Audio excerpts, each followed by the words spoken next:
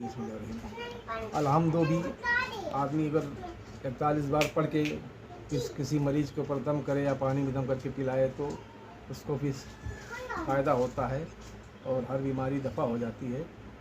अलहम्दो जो है एक इलाका ऐसा था कि जहाँ 40 साल हो गया कोई आदमी इबादत नहीं किया। अल्लाह ताला ने फरिश्ते को हुक्म दिया कि जाओ उस इलाके में जहाँ 40 साल हुआ कोई नमाज नहीं पढ़ा, कोई कुरान की तिलावत नहीं की, वहाँ पे जाके सब तबाह बर्बाद कर दो और वहाँ पे सबको ख़त्म कर दो।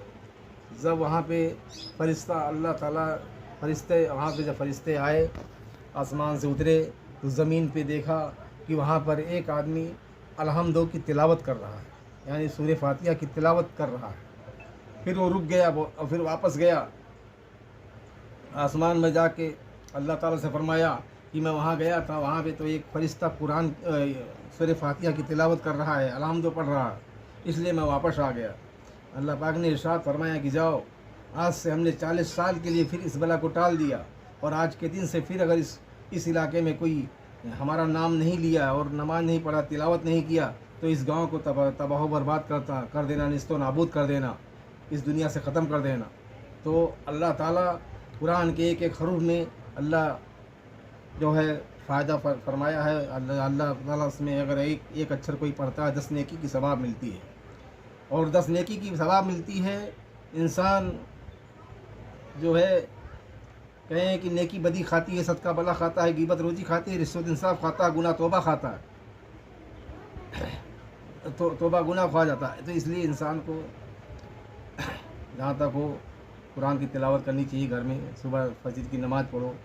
लोग 9 बजे तक सोते रहते हैं।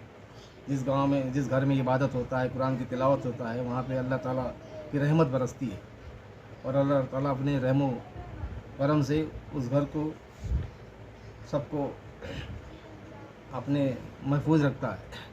इसलिए अल्लाह ताला जो है हर घर में अपने बच्चों को कुरान शरीफ पढ़ाएं और कुरान शरीफ पढ़ना सिखाएं। और अच्छे से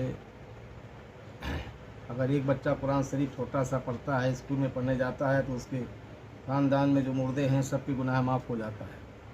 तो इसीलिए बच्चे को कुरान शरीफ पढ़ाना ज़रूरी है, चाहे लड़की हो चाहे बच्चे हों, कोई भी छोटे हो, उनको पढ़ाना चाहिए। तो बच्चे बचपन में ही कुरान शरीफ जब पढ़ने जाएगा स्कूल में तो भी पढ़ेगा, बड़े होने पे कोई नहीं पढ़ पाते हैं। इसलिए इंसान को चाहिए अपने बच्चों को कुरान शरीफ पढ़ाओ, कुरान शरीफ की तिलावत सिखाओ और नमाज रोज़ा सिखाओ, इसलिए सब ज़रूरी है।